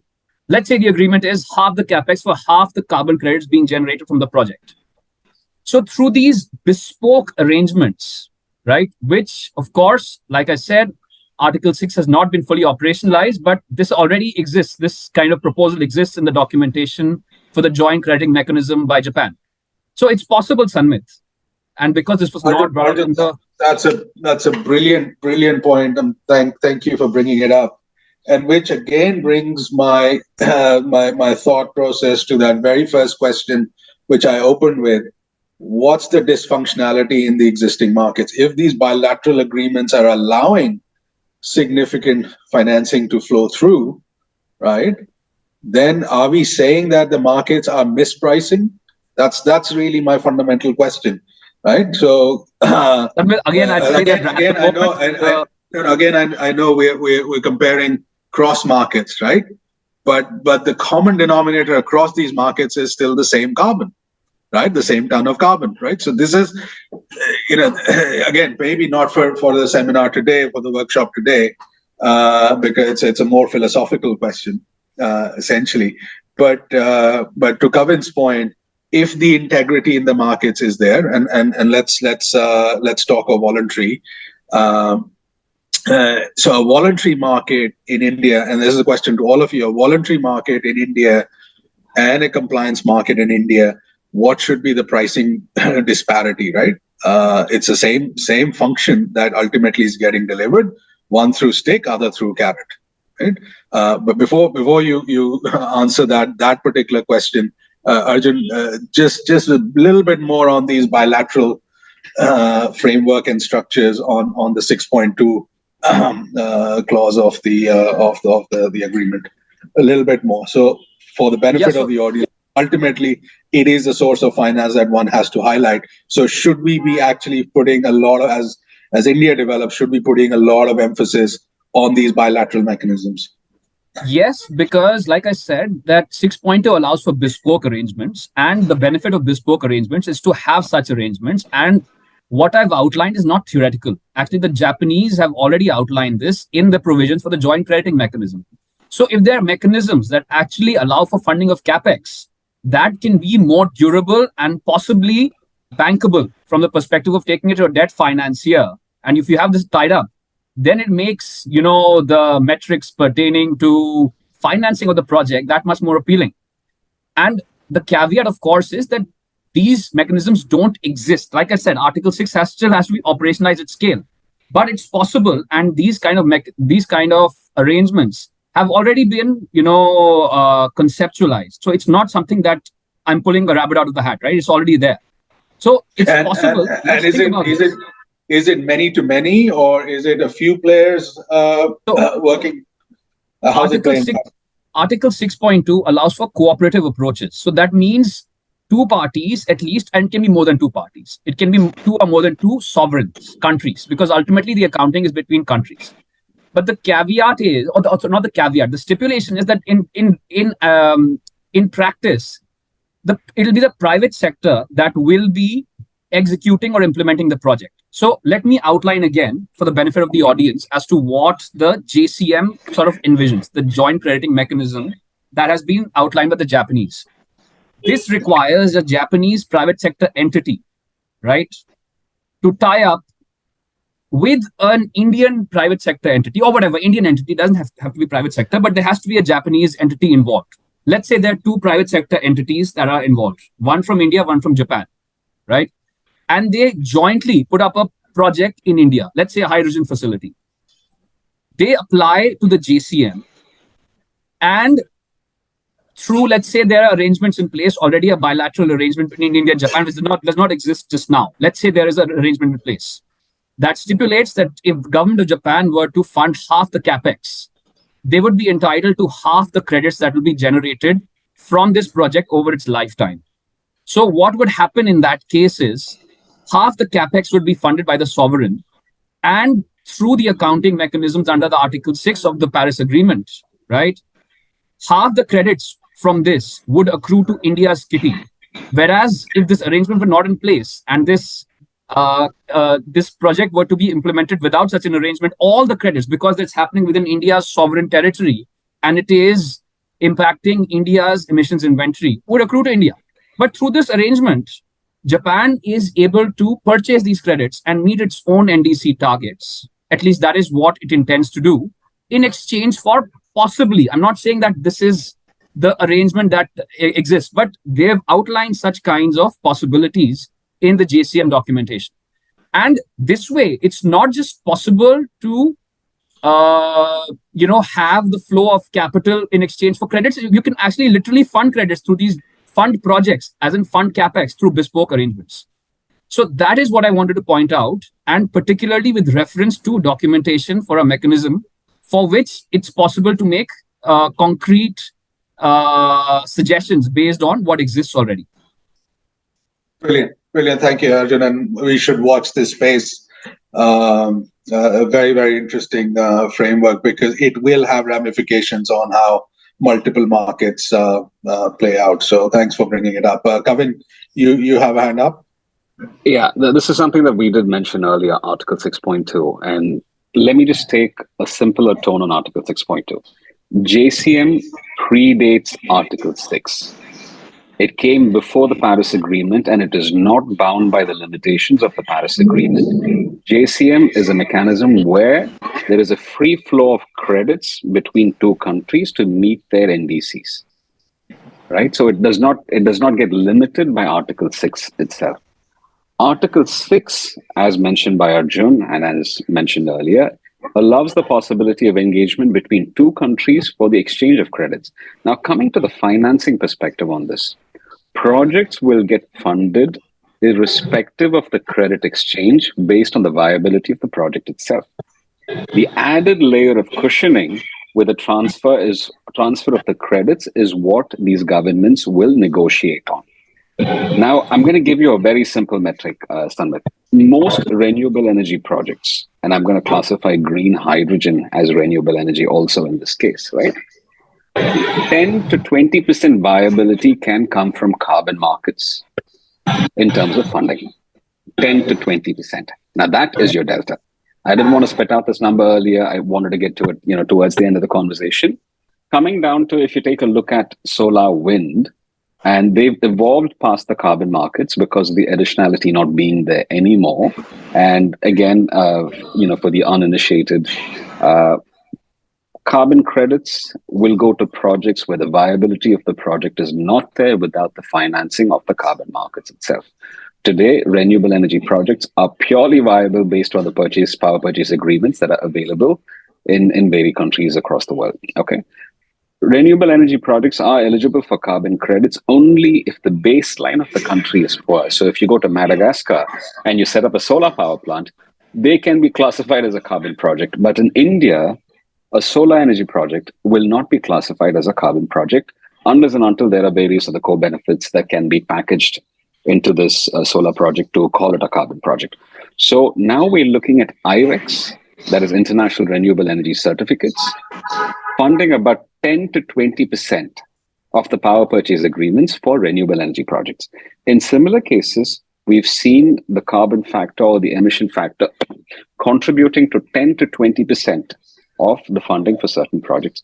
But again, with a rapidly evolving technology like green hydrogen, where the prices and the costs are not yet, perfectly determined, we cannot use this 10 to 20%, rule of thumb here. It will vary based on circumstances. So this is just something that I want to add. We have a range. Kavin, we have a range today. We have a range of anywhere from 2 to 3 rupees a kilowatt hour on your input energy cost. And we have a range of anywhere from $3 to $7 per kilogram. And all of that depends on cost of power, cost of money, right? Cost of electrolyzers are fairly static as on today. Right. Let's not talk about the forward curve on what electrolyzer cost would be. Yeah. But as on today, it's anywhere from, depending on whether you're buying it from China or Europe or elsewhere, it's anywhere from $600 to $2,000 a kilowatt. So we have a baseline today.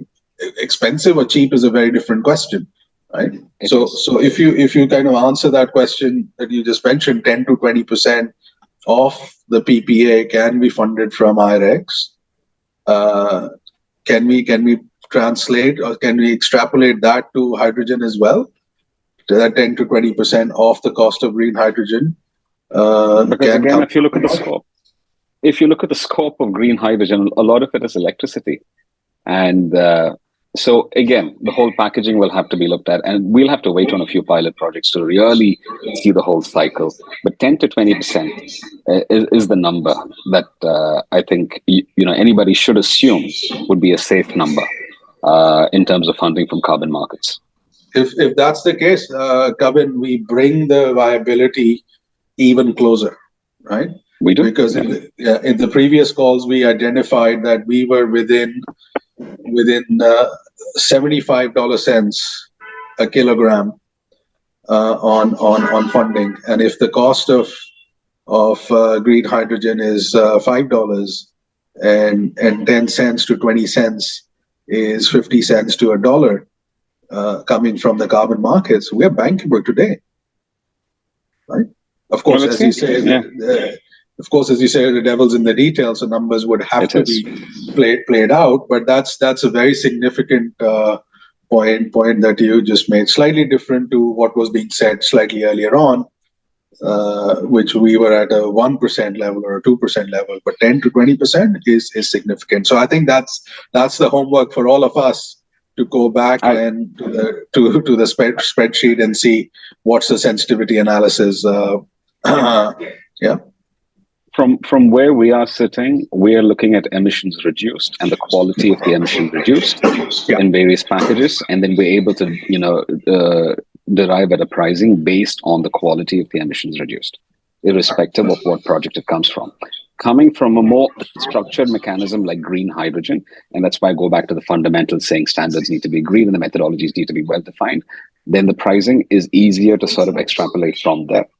I'll give you a similar parallel for hydropower, right? There were 2,000 projects registered under CDM for hydropower. Now, hydropower is the sleeping giant, and you need them to come into the green hydrogen mix for round-the-clock power, under pump storage, or other instruments or other devices, right?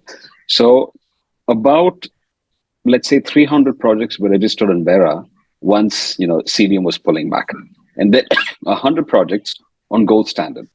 All of these, derived a premium pricing, and most of these projects were completely viable because of so much of co-benefits they provide, purely from the carbon markets itself, right? So we know projects that have been funded up to $17 per emission reduced, CER, for hydropower.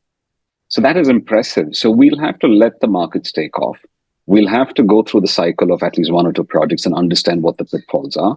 If the standards and methodologies are well defined, then I think the carbon markets will come into full force, for green hydrogen, and the bankability will be created, is my take, but you can't hold me to it. Everything is speculative at this point. So, yeah, that's the best take out of experience. Yeah. You're on record, Kavin.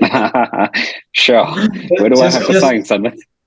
Just on that, Sanmit, a general point, not necessarily about the carbon market, but I think it is it's dumbing it down, but it's a good example to look at. If you look at the solar PV market itself, right? If you look at the price of solar PV in 2005 versus 2015 and how it evolved just in India, right? Forget about the global equation. It has been very phenomenal. Initially, it was always a question, the same question we are discussing about green hydrogen. Developers, potential developers are talking and asking about green hydrogen, was being discussed, say, 15, 20 years ago in India about solar PV or even wind. But in any industry, we know that once the production and supply chain and everything develops, your pricing comes down drastically. Your price of establishing a project comes down drastically. So that will also be another side, the other side of the coin, which have to be factored in by developers when taking a decision. And it's also worth mentioning that part of the reason why solar took off and thereby it encouraged the entire supply chain to develop is by carbon mechanisms and other similar forms of subsidization. So it's like a dynamic interplay between this and the general market movement or evolution which will happen.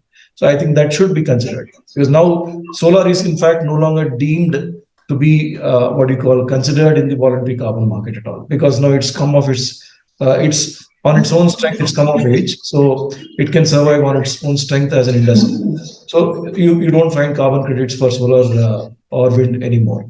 So that's how it evolves. So I think maybe if we look back on this 10 years down the line, we'll be looking at a completely different set of commercial terms and given conditions.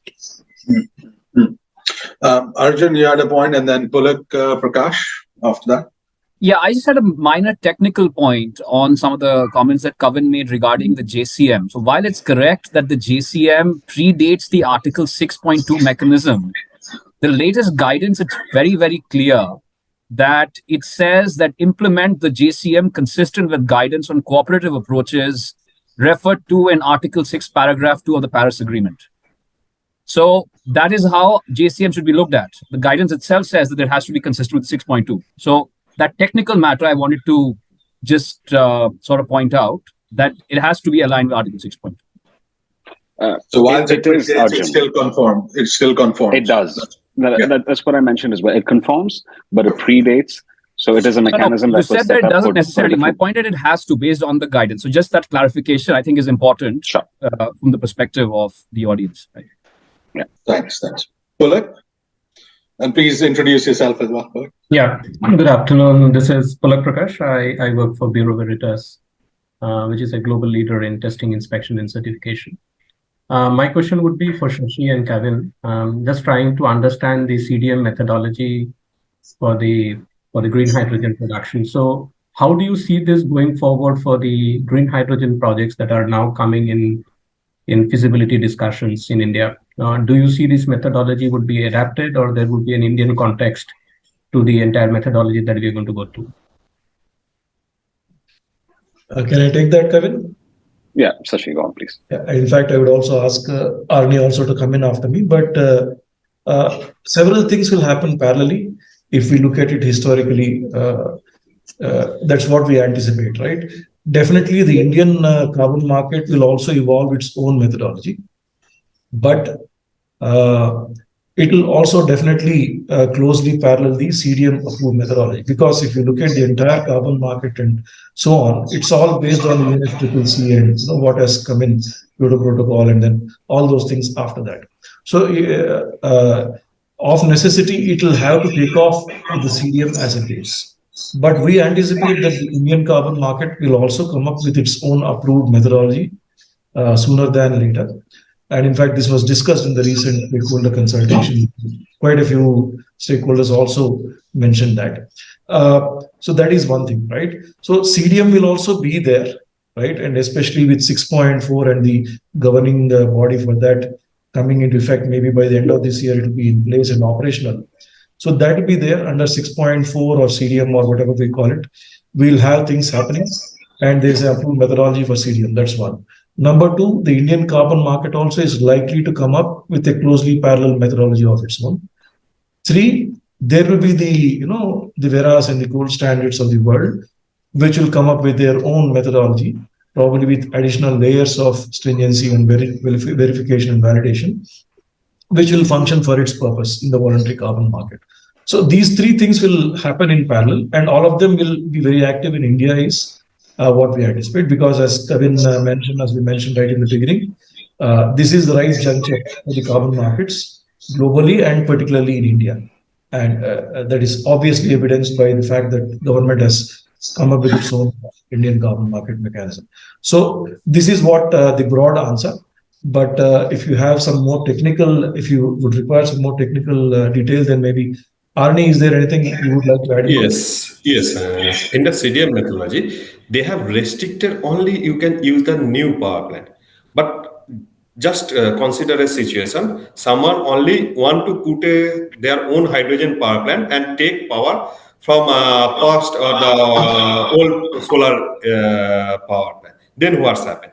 They unable to register their project in the CDM methodology. They're searching for the others methodology. Indian market provide the others methodology regarding the only the setup of the renewable setup for the hydrogen production. They use this Indian methodology only. But India previously said they have accept CDM methodology, but all those process India's own carbon market is under process. So we can 100% surely say when it is the will create it. Sorry, Arni, I Um, just missed you. You said that it has a restriction. I didn't get that point very clearly. Yes. CDM methodology said that if the power plant, renewable power plant is the old, and you take those renewable power and use for the green hydrogen production, you cannot use it. You So have to old, sell the old power plant, old renewable and you projects will not cannot be entitled. use. So, Pulak, just to add one more thing, we've been approached by a few developers, and in consultation, we've understood the scale of the project determines the type of methodology that somebody might be willing to choose. And as soon as CDM announcement came in and the notification was in place, one developer was very keen to see if they can go with the CDM methodology upright, and because that's the first one to come up with at least a clear definition of how it, how this can be, classified as a carbon project. But time will tell as to what the other methodologies will be like in the carbon markets, and if they would stand, a better, they are more preferred by developers or not. That's all I can tell you. The scale of the project will determine what methodologies people might use. Just a question on the connection. While we have a CDM methodology for the clean development project classification, how does it kind of overlap with the certification that is required for a hydrogen project? Because there also we need certification on the emission intensity. So is there an overlap that the CDM methodology would have with that? So I can just quickly tell you, but I'll ask Arani and Sashi to come in from a technical perspective. I think all of these are very different outcomes, although they might overlap with each other in terms of standards and everything. But are you talking about a certification from a green hydrogen perspective, a green hydrogen certification?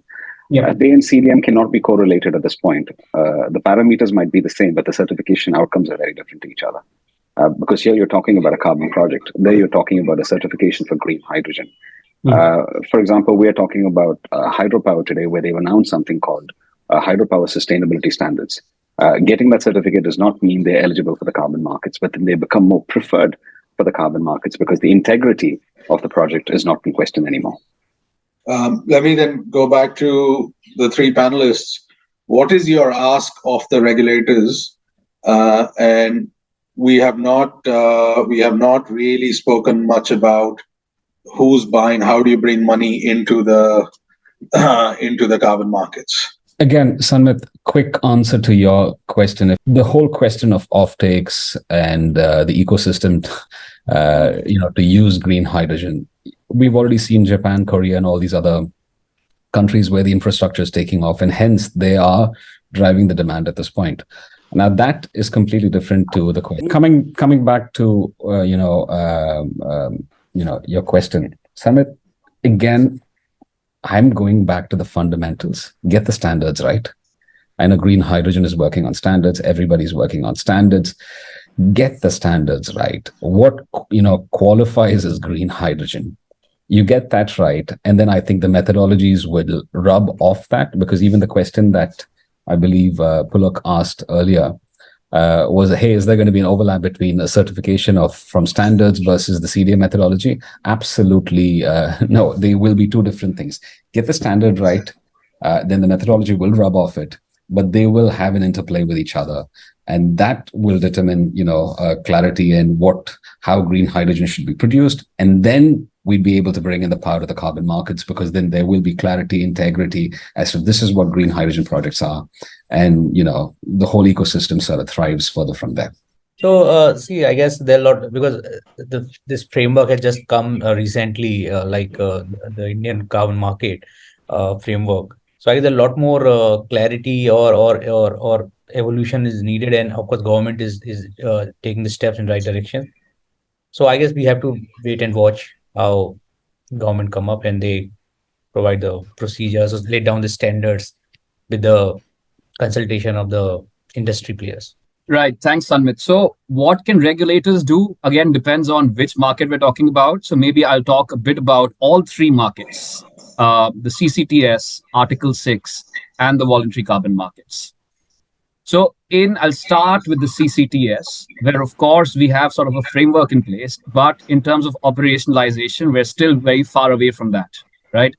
Some basic things, right? Now, I'm not getting into a lot of details because I'm talking about three markets, but some basic things that are a starting point are, what are the timelines for implementation of the CCTS? which are the entities to be covered? What are the trajectories and targets? These themselves are three questions that are essential to answer in order for any kind of operationalization. So the idea is we need detailed procedures, etc., for operationalization. These three are a starting point. I'm going to keep my comments brief because I'm talking about three markets. So CCTS, done. Article 6, again, you need steps at two levels. UNFCCC, deliberations still need, there are certain unanswered questions that need to be elaborated, clarified, etc., for 6.2 and 6.4 to be implemented at scale. I'm not going to get into those because they're a bit technical. But again, I'm going to touch upon some of the discussions we've had here. There are certain steps that countries themselves can take to actually allow the private sector to participate. So I'm just going to take the example of Article 6 again. If, for example, private sector investors were to want to utilize those mechanisms to part fund their projects or in other ways, generate additional revenue streams, you need to have detailed procedures for the private sector to engage. So in the Article 6 mechanisms, the government has to lay down standardized documentation for authorization, because first, for any segment or any kind of ITMO, carbon credit, to be eligible, the government has to authorize that. So there needs to be a standardized procedure in place. There are no standardized documentation that private sector can actually refer to, right? Then, of course, if we're talking about bespoke arrangements under 6.2, you need those MOUs or partnerships in place between countries. So, for example, for India and Japan to actually collaborate, I'm taking the example of Japan just because the JCM exists, right? For India and any country to exist, there needs to first be the MOU between those countries that will actually lay down the rules of engagement in terms of what kind of financing arrangements would be needed for an exchange of carbon credits to take place, and what formula would those carbon credits generated be shared in, right? So these are some of the very specific practical areas that, of course, need to be addressed. I'm just giving some examples, but the general sentiment is that right now we're still at a stage where it's just general guidance, detailed procedures, etc., need to be developed, including along some of the lines that I've outlined, right? So Article 6. Then the third aspect, because you said carbon markets, I'll also talk a bit about the voluntary markets, right? A lot has been said about developing the integrity. And right now, under the basically voluntary markets is a group of crediting mechanisms that are quite heterogeneous. There are 3 or 4 primary crediting mechanisms that are the most considered, the most respected, the most credible.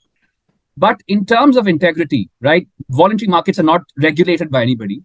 There are 2 private sector initiatives that are seeking to facilitate integrity or harmonize integrity considerations across participants. These are all voluntary. Nothing can be forced upon market participants.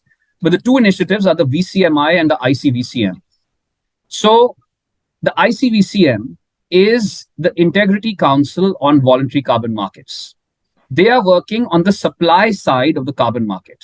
So by the supply side, what I mean is they're defining the various attributes of a carbon credit, or what are the key attributes of a credible carbon credit. So we talked a lot about credibility, but what does that really entail?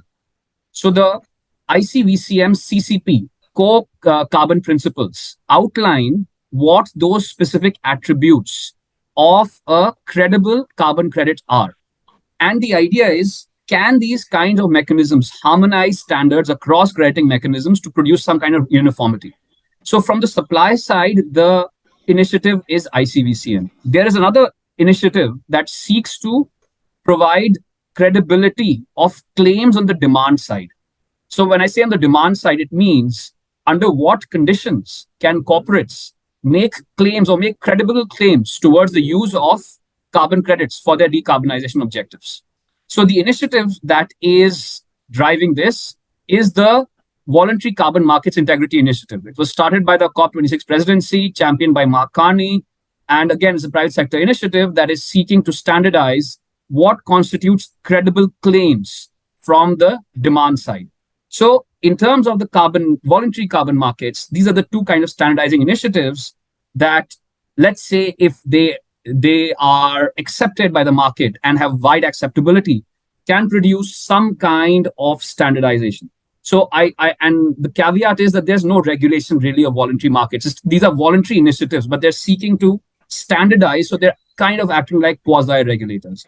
So these are my comments on all three markets, Sanmit, and what kind of regulatory specific measures can help advance development of markets. Thank you, Arjun. And perhaps a topic for another day, that what triggers do you pull to shape these markets? Whilst all of you put a great amount of weightage on the voluntary markets, because that's perhaps the easiest and for the participants to extract dollars or cents from. And as Mark Carney also says, we need globally acceptable standards, Arjun, as you also highlighted, to expand these voluntary markets, right? You can't really focus on, or rather focus on one aspect and trying to extrapolate that particular aspect on another country, which could be at a very different point in its journey of decarbonization. So the struggles of harmonizing the voluntary markets across the globe, I think, is going to be played out massively, hopefully in COP28.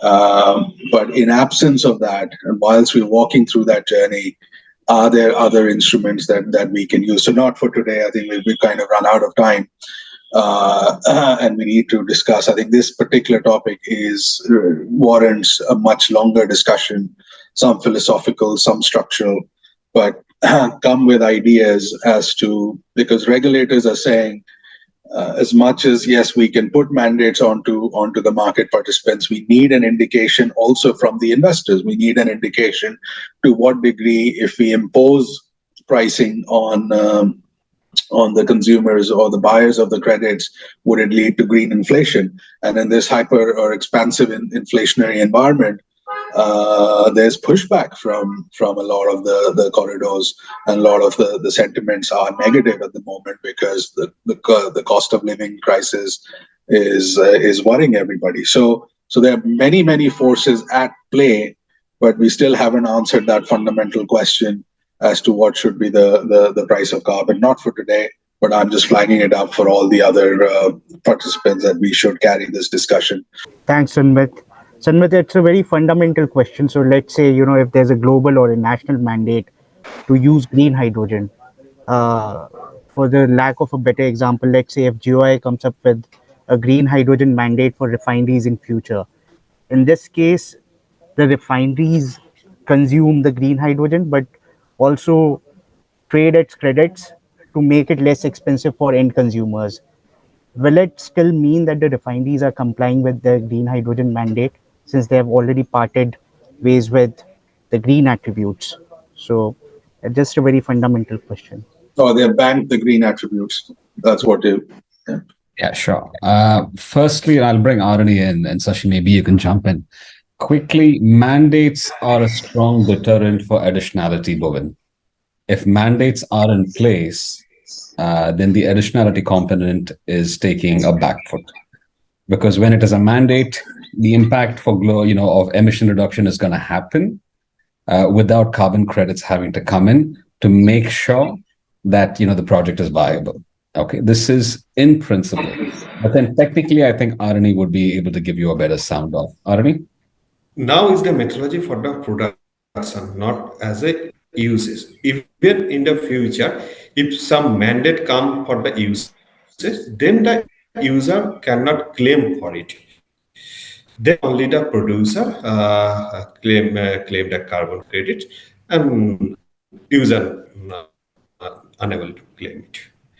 To eliminate double counting, and methodology said that you have to mutual agreement signing between two parties. Sanmit, I think I'll park the question for a larger discussion. I think, yeah, that. I get your point. No, Sanmit, just quickly. Bhuvan, let me give you a simpler, reference point. Take a look at municipal solid waste. and the effect from carbon credit, the effect it has on carbon credits from the carbon markets is the moment it is mandated to process it a certain way, it is not a part of the carbon credit mechanism in terms of the viability of the project or anything. It'll be a very poor project in the eyes of the carbon market because there is a mandate in place, and that will happen without the influence of the carbon markets to persuade somebody to go and process it a certain way. Similarly, for green hydrogen, we're just giving you the flavor is if it is mandated in a certain sense, they can be taken in the compliance market, accounted for under NDC. Arjun was talking about CCTS coming up with clarity. The CCTS clarity for us, the way we look at it, is the NDCs, right? The NDCs are the primary targets because using the compliance market, the government will always be in a position to say we've achieved our nationally determined contributions by reducing so much emissions, by enforcing this upon a certain industry, which is right, and they can do that. But then it does not bring the power of the carbon markets to influence a certain process of that nature, and hence there is no financial play except. But Kavin, his question is slightly different. His question is saying, does the flavor still remain green once you've banned the credits? That's exactly what I'm telling you, Samit. The moment it is mandated, only from a voluntary carbon market perspective, it is not an appealing project anymore because the fundamentals of how the carbon markets work in terms of additionality is lost. Right? This is just a primary. So then you lose the essence. Then you're saying just stay with me. So in the compliance market, the green attribute of it can be priced. So from a compliance market perspective, as I mentioned earlier, the pricing can be determined for that mandate. And hence there is a carbon pricing for that. So the green attribute is not lost, but from a voluntary perspective, it might not be so appealing anymore because the voluntary market doesn't work in that nature. But from a compliance market where it is more regulated and the mandate determines you should use green hydrogen, then the project itself becomes viable from there. And the green attribute will be sort of packaged into the cost of the project. Depends. Bhuvan, just to understand, just to ensure that I understood your question properly, can you elaborate what you mean by banking the credits? In what sense? Sorry, come again. What was the question about banking the credits? Can you just? The question was very simple. Once I trade the credits, is it still green hydrogen? Can you put a little more specificity to that context? Suppose you are a producer, right? Yeah. And in the voluntary carbon market, you have a credit.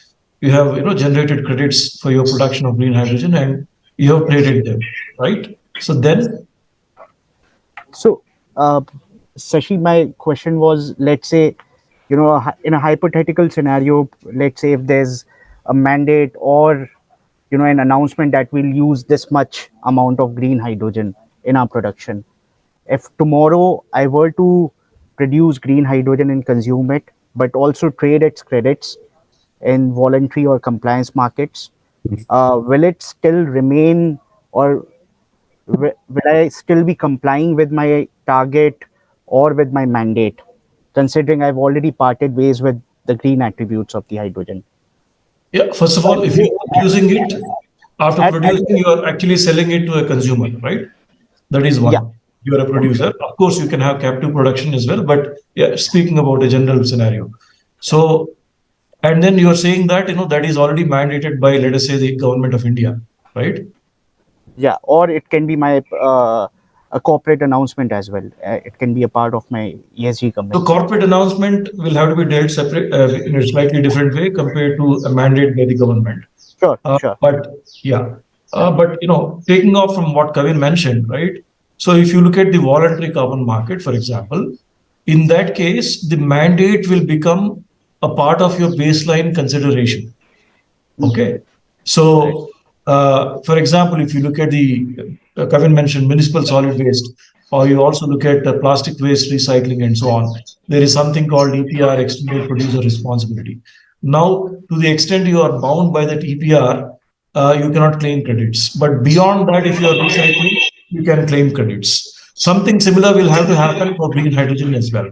Now, suppose the government of India, if we talk about Indian context, comes up with its mandate for specific sectors and industries, then they will have to fulfill the mandate in the voluntary carbon market.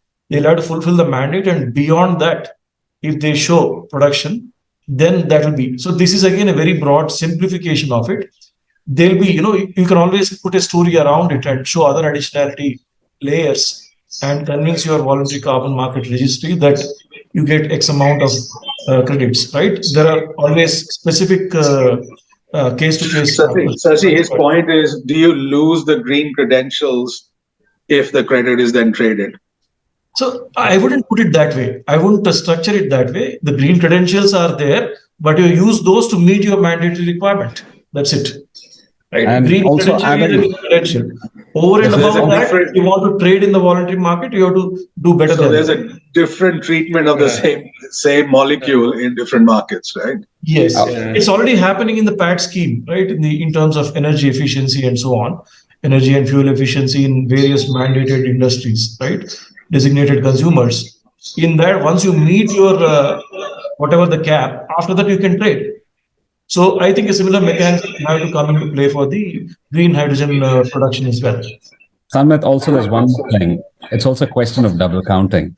If you traded the green attributes, the green is still green. You don't want to be selling it as green for another additional premium. The double counting comes in. So as much as Bhuvan thinks it's a simple question, there's layers of complexity to it. He's talking about a mandate. He's talking about a green credit. So Bhuvan, it is an ideal situation you're talking of. And whatever we just answered, all these answers are relevant to your hypothetical question. And, we hope it answers that for you, but there will be more questions to be asked for sure. Just to add one point here. So if suppose the industry he was talking about, the industry has certain target, and if that has been achieved, they met their compliance. Now, if they exceed their target, for those extra achievements, they will get certificate, and those certificates can be, of course, traded in the voluntary market or in the compliance market as well.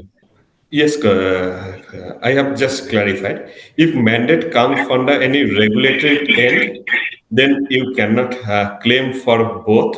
If mandate come for your corporate governance, is depend upon where you have applied. Is it for the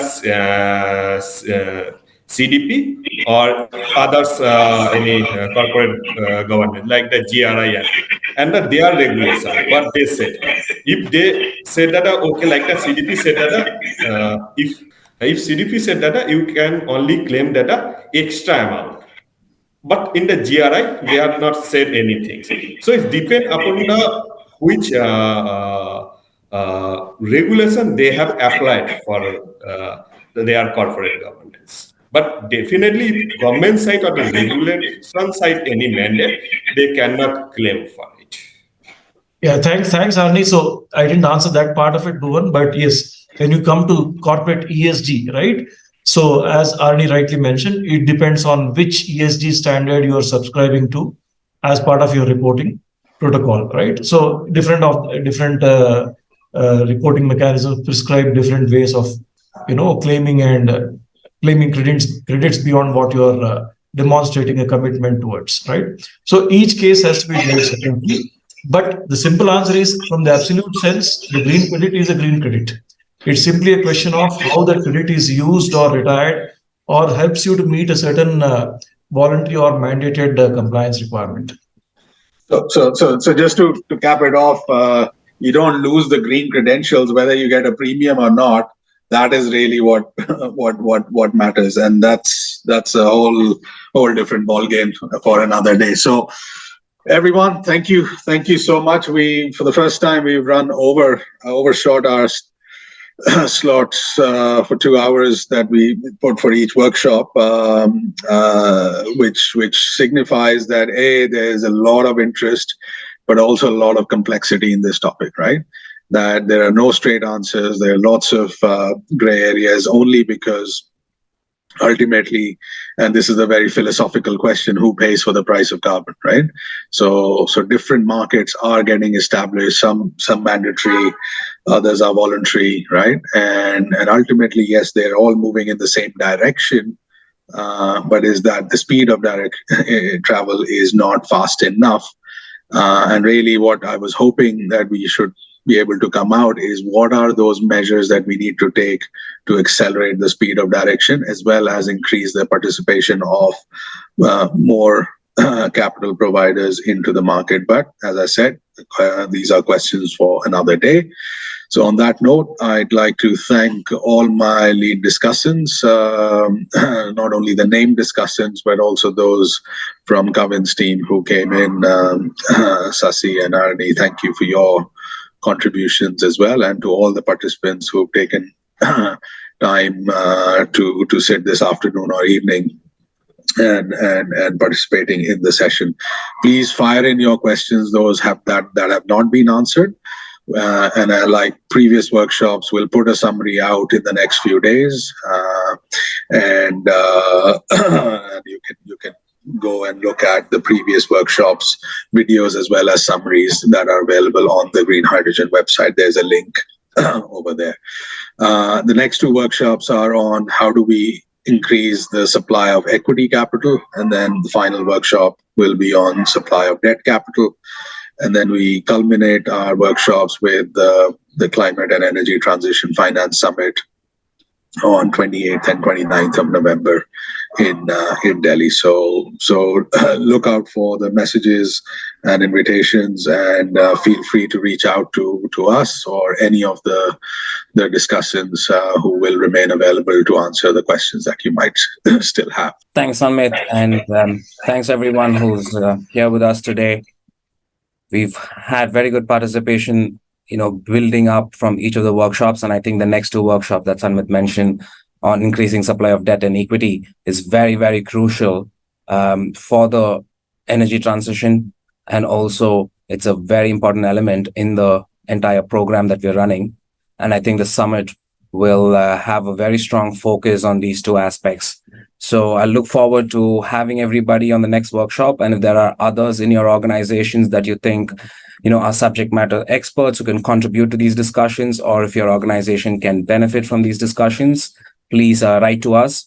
And if you don't have our emails, you can just write to india@gh2.org.